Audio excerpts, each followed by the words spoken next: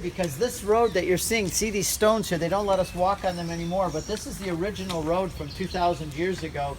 And when Paul came off the Via Asti, the main thoroughfare out of the city of Rome, which we just were on, they brought him up out off the main road out this way, and there was a pillar. You're going to see it inside. And this is where St. Paul walked the last few moments of his life before he was executed inside this church.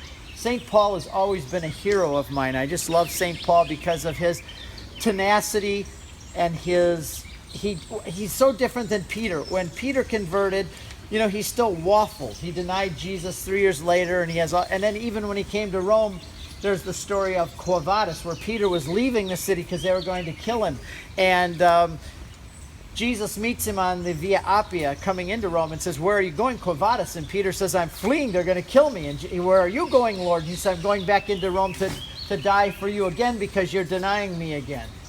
So Peter had always a struggle to stay on the track. Whereas Paul, once he converted on the road to Damascus, he never looked back. He just was like straight as an arrow, and you don't ever see him waffling or falling and coming back. He's such a different thing. So here he is at the end of his life after all of those years of serving the Lord. And I just want to give you a kind of an idea of what happened. Paul, in Rome, wrote 4 letters when he was in house imprisonment for 2 years. He was under house arrest. That was in 62 AD. He was released once Caesar released him from the charges that were placed against him. He had appealed to Caesar. He came here to Rome, and Caesar let him go. For 5 more years, he went out and did missionary work, went back up to Ephesus and Corinth and all the way to Spain. And he came back, and Nero arrested him around 65 or so, because if you could step on the head of the snake, you could kill the whole snake, right? If you could kill the main guy, Peter and Paul, those two, then you killed the whole snake. Hopefully get rid of the head and the church dies. They arrested Peter and Paul. They put them in the Mamertine prison. We will see where that is this afternoon in the Roman Forum. It's the most nasty, disgusting prison in the world. It was a cistern is what it was. There's a big hole. You drop the prisoners down into this nasty pit below, and you knew when you went into that pit in the Mamertine prison, you died. It was hundreds of years old. Julius Caesar dispensed of his enemies there. Peter and Paul were dropped in there, and while they were there, by the way, they converted all the guards and the people that were there, and a spring of water miraculously came up so they could baptize people in there. They couldn't keep enough guards because every time they put new guards in there, they would be converted because of the great witness of Peter and Paul. And the book of 2 Timothy, I'll mention it later this afternoon, was written from that prison where he said, "My life has come to an end. I'm being poured out as a sacrifice, and they're going to take me out and kill me. But I have run the race. I have finished the course, and waiting for me is a crown of life." So he knew his time had come. And I say one misty morning, Nero, who was using the Christians as a scapegoat, he burned down Rome himself because he wanted to build his palaces where all of that kind of the ghetto area was. He burned down Rome, and then he blamed the Christians, and he actually used Christians in his gardens. He put them on posts, covered them with tar and pitch, and lit them on fire, and he played the fiddle, and he watched the Christians burn as they lit up his courtyards and his gardens. This was Nero, the crazy man who killed his own mother. Peter was taken outside the city walls. The Vatican, by the way, was outside the city walls in ancient times. So they took Peter out there and they crucified him upside down in Nero's circus. Paul was a Roman citizen, so they couldn't kill him by crucifixion. Nice thing is, Paul had a Roman passport. And because of that passport, he is a Roman citizen. It gave him certain rights and privileges in the Roman Empire. Remember the time where the soldiers and the Roman soldiers grabbed Paul, they threw him down on the ground, and they were going to beat him. And he looked up at them from the ground and said, "Is it legal for you to whip a Roman citizen without a trial?" And the centurion turns white and says, "You're a Roman citizen? He has just broken the law, even by what he's done to Paul." Paul pulls out his passport and said, "Look at this." The centurion said, I love this, by the way, because I'm a little bit feisty too, and I love his response. The Roman centurion says, "I purchased my Roman citizenship with a large sum of money." Paul from the ground looks up and said, "I was born a Roman citizen."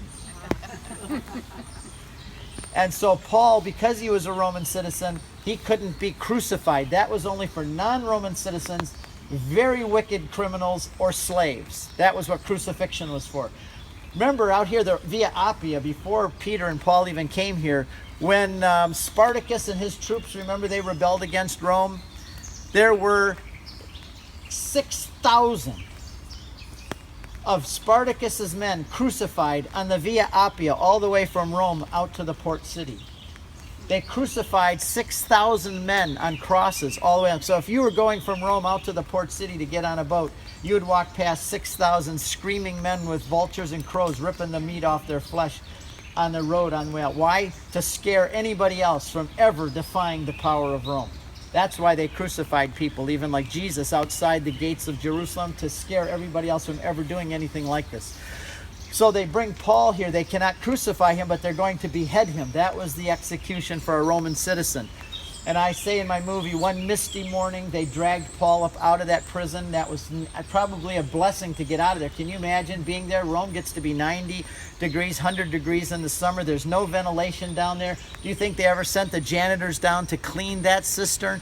Paul was sleeping on hundreds of years of excrement and urine, fighting over scraps of food that would be tossed down through the hole. And I would see mice with their yellow teeth nipping at him during his night when he's trying to sleep. It would be the most miserable existence. They pulled him out and they dragged that miserable man, all covered probably with lice and filth, and they brought him out here. He walked right down this path, chained to the Roman soldiers, and they took him to a place right inside here, but obviously not a church then. It was just like who knows what it was at the time, but there is a pillar inside, you'll see, which the tradition is that he was chained to that pillar and he had to bend over it and the sword came down. My guess is that right before the last moment, he committed himself to God, just like Stephen had done. Remember, he was there at the martyrdom of Stephen when he was stoned, and he watched Stephen bow down and say, Lord, forgive them, into your hand I commit my spirit, and he saw the Son of God seated at the right hand of glory. And so I think Paul probably had the same experience here. They took him in, he knelt down. The big executioner, I think his name was Brutus, probably 250 pounds with a ring in his nose and his body covered with tattoos, pulls that 50-pound sword, double-edged sword out, and Paul knelt down, off his head goes. And the tradition, and why this is called Tre Fontane, is because it says that when he cut off his head bounced 3 times as it rolled down the hill, and each place where his head bounced, a spring of water came up. When you go in the church, notice that on the far side there are 3 altars, and under each altar is a spring. Sometimes you can hear the water still gurgling under each one of those. When you get a chance, the sacristy is right to the far side. Look through the gate at the painting. You'll see it on that far wall. Let this guy through with his baby. Sorry. And you will see a picture of St. Paul with his head cut off, and his head is down the hill, and blood is squirting out of his neck, and the people are there like in shock that Paul is there, and his head is over here and his body's over here. It's a very graphic picture, but I think it's a very realistic picture of what happened here. As you go in, on each side there's a relief of Peter being crucified upside down, and on this side you'll see Paul being beheaded. Over in the corner on this side you will see the pillar where Paul was executed, and just great artwork in there. Just take some time to go in and pray and look around. Now the last part of this, and we'll see some of this later, so I'm taking a little fire out of my talk in a couple days, but after they executed Paul here, they put his body along with the bones of St. Peter for a while in the catacombs of St. Sebastian. That's not far from here. We're going to actually go down in those catacombs in a couple of days. We're going to have Mass at the catacombs of Sebastian. And for a while they kept, during the persecutions, they kept the bones of St. Peter and Paul in that catacombs. And you will see when we go down, there's a wall down low in the catacombs where there are 614 graffiti on the wall. They're pieces of plaster, and they're scratched in there. You know, we think that we're the ones that started graffiti, but we weren't. The graffiti is something that happened long ago. And there you see the names Petros y Paulos in Latin and Greek and even Aramaic words. Why Aramaic? That means that people from Israel, from the land of the Holy Land, had come here and had actually written in Aramaic. That was the language of the Jews. And Hebrew, and Greek and Latin. Things like Petros y Paulos, pray for us. It wasn't the Middle Ages where Catholics started to pray and recognize the communion of saints, that they're in heaven. Because already at this early date, they're leaving messages to Peter and Paul to pray for them. Now that you're in heaven, please pray for us. You already went through the sports arenas of the day. This is what these Christians were being killed in, the sports arenas, the Colosseums of the day. You were already there with a crowd of witnesses. The book of Hebrews says that now we are surrounded by a cloud of witnesses. All the saints in heaven that are up like in a big theater, shouting down to us, praying for us, encouraging us, because these early Christians are saying, Paul and Peter, pray for us, because we're now in the Colosseum. We're now the ones being killed and martyred. We're the ones dying. Please pray for us. And on some of those graffiti is the word Nike. In Greek, Nike. We wear Nike shoes and we don't even know what it means. The Greek word Nike means victory. So they would say, Petros y Paulos Niki, pray for us to have victory, because we're now the ones in the Colosseum. We're now the ones in the arenas that are dying for the faith, being martyred for the faith. Please pray for us. And so after a while, they took Paul and Peter out. Peter was taken to the Vatican and he was buried there. And you're going to go down in the Scavi tour. This is very unusual that you get to go on the Scavi tour. They only allow a few people per day, a limited number per day, but we were able to get tickets for all of you to go down. We'll go down under St. Peter's at the very far part. It's called the Necropolis, the city of the dead. And we'll be able to see the place where St. Peter is buried. We won't see his actual bones, but we'll see the place right in that hole where they are. And Paul's bones were taken to St. Paul outside the wall, and he was buried there. That's our next stop. And when they dug down, they found a marble plaque that said Paulus, martyr, and what? Apostle. Yes, that's right. It says apostle and martyr on the marble, and they have a facsimile of that there that you can see. And they buried him there. When we go there, you'll be able to see the sarcophagus where the remains of Paul are, and in a few days, the place where Peter is. So imagine, just use your imagination of this man who was the great apostle to the Gentiles. He always went to the Jews first, and when they wouldn't listen, then he went to the Gentiles. I have to believe that Paul is the one I am so grateful to. I've been to Damascus where he fell on the ground and where the sun came, and I wept when I was there. I stood there and I wept because I just thought, I'm not a Jew, I'm a Gentile. And this man went out fearlessly into the world, suffering every day for Jesus Christ so that I could be a believer in Jesus Christ. He suffered and was martyred eventually. Why? To pass the good news on. If those first Christians were not willing to suffer and be martyred in those first 300 years, the gospel would have never spread. You and I wouldn't be here today. In fact, we'd probably be speaking Arabic in the United States and worshiping Allah, because that's what Lepanto kept us from that. It was the salvation of the West. But who knows where we'd be today if it weren't for the man who came here covered with filth from that prison and who gave his life here. Just lastly, but I know it's raining, we'll go inside. How much did Paul suffer for us? How much did he suffer for Jesus? He wrote to the Galatians because there were false teachers in Galatia who were saying to Paul, you are not a real true disciple of Jesus Christ. You're just a farce. And Paul said, don't ever say I'm not a disciple of Jesus Christ. In those days, if you became someone's slave, they marked your body with the tattoos or with marks so that you'd know that you were the slave of so-and-so.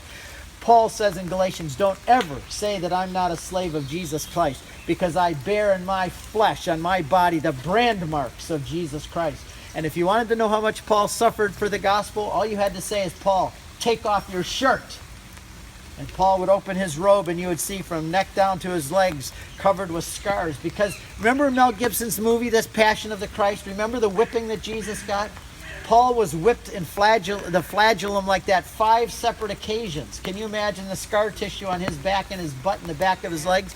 His body would have been covered with scars. He said, you want to see how much I've suffered for Jesus Christ? I bear the brand marks of Christ on my own body. He was beaten with rods 3 times. That's where it doesn't rip the flesh, it beats and makes the bruises and breaks the bones inside. He said, I've been shipwrecked 3 times, but actually we know from the book of Acts, there was a 4th time he was shipwrecked on the Mediterranean Sea. He was whipped and beaten and imprisoned over and over. He spent half of his ministry in prison. So here's the man who gave his life for Jesus Christ and gave a great example to us. So let's go in and you can take some time to pray and look at the sites and see everything in there. If you have any questions, we'll be there. Time.